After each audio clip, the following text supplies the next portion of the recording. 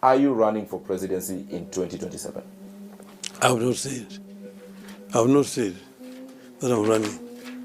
And in my view, even if we are in 2025, it's too early for anybody to talk about 2027. Yeah. What is the end game then with this working relationship with President William Ruto? We have said that we are in the broad-based government after 2027, but we're not. Raila Odinga may have one last shot at becoming Kenya's president in 2027, not because of sympathy, legacy, or nostalgia, because the ground is shifting very fast. The government is under pressure, the economy is collapsing, and Kenyans are more delusioned with power than ever before.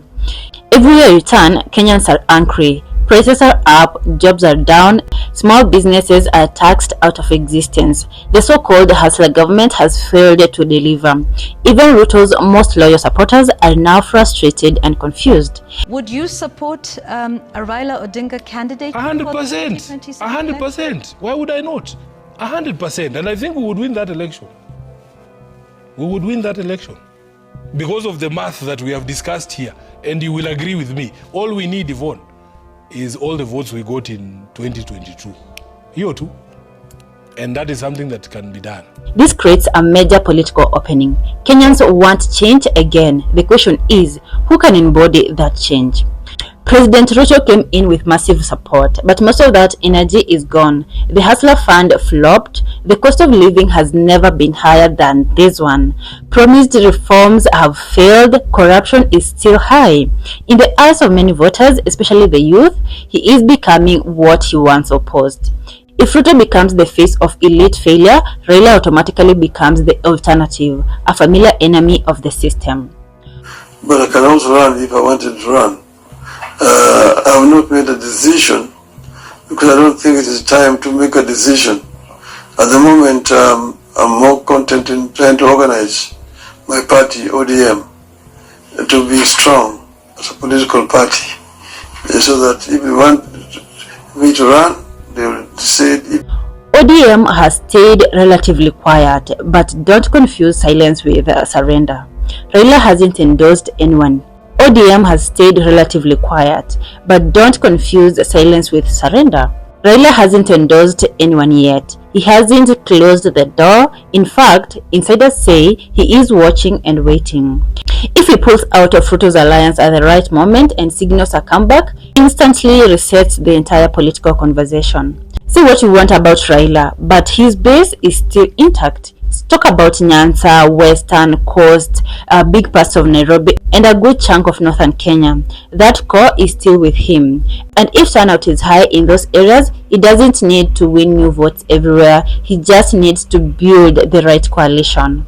This is where things get interesting. Mount Kenya voted heavily for Ruto in 2022, but now they feel used, betrayed, and even overtaxed, and increasingly politically irrelevant. Even the former Deputy President Rigathi Gachagua has been sidelined.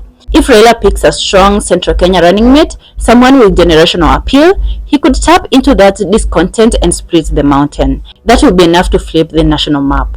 The Gen Z protests changed everything. This is a generation that doesn't wait. They have called out Ruto, Gachagua, Parliament, and even opposition. They don't care about a party. They care about results. If Raila can align himself with that anchor by running a campaign that speaks their language, he could channel the energy into a serious voter turnout machine. Imagine a coalition of Gen Z and Raila's traditional base. That would be a political dynamite. Let's talk numbers. Raila doesn't need to win 30 counties. He needs to win key regions and force a second round or pull over 50% in a tightly contested field.